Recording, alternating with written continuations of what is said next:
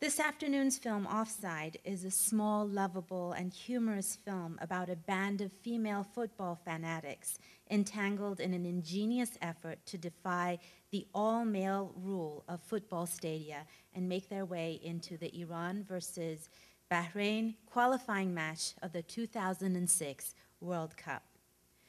By representing the social dilemmas faced by these daring women, in their attempt to join their equally passionate male friends in the stadium, Offside takes on a rather minor social problem, but ends up unraveling much greater hauntings for Iranian society.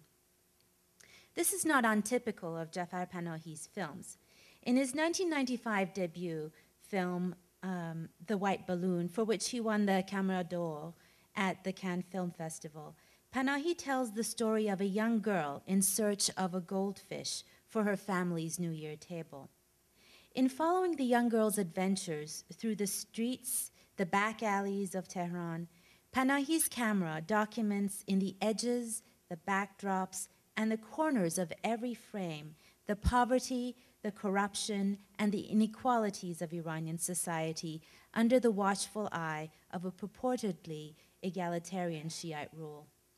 In doing this, Panahi also exposes the limitations that are put on his art, which, though primarily engaged in the visual and the sensual, is by law barred access to visuality and denied its sensual pleasures.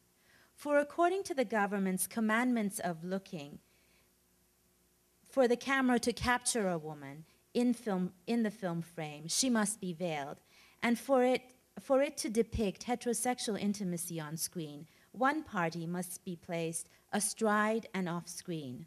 The direct look of the camera is rejected in favor of a modest look that gazes awry. This sense of modesty pervades the law and the logic of female access to football stadia as well.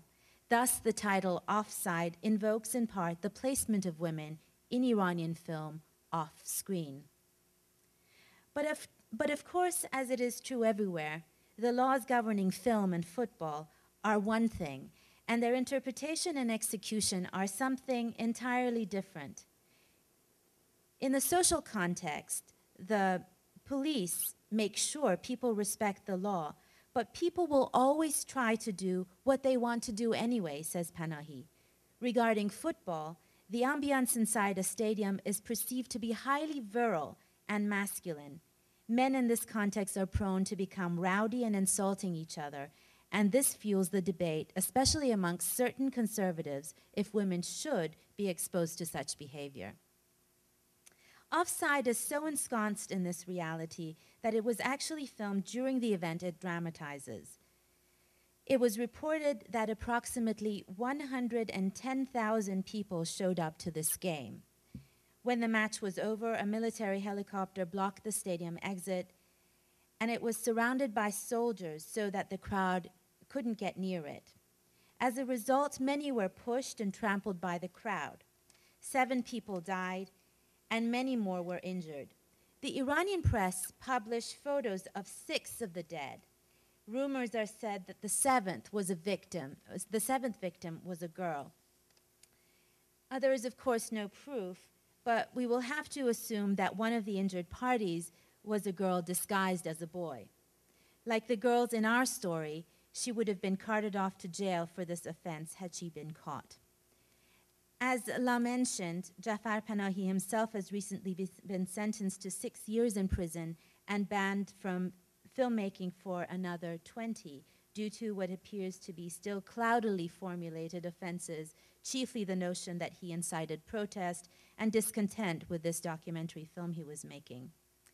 A group of us, including New York Film Festival's Richard Pena, Hadi Qaemi of the International Human Rights Campaign in Iran, Columbia University's distinguished professor Hamid Dabashi, and myself will be discussing the context and the consequences of this sentence on the Iranian film industry and on Jafar Panahi's art this coming Wednesday at 6:45 p.m.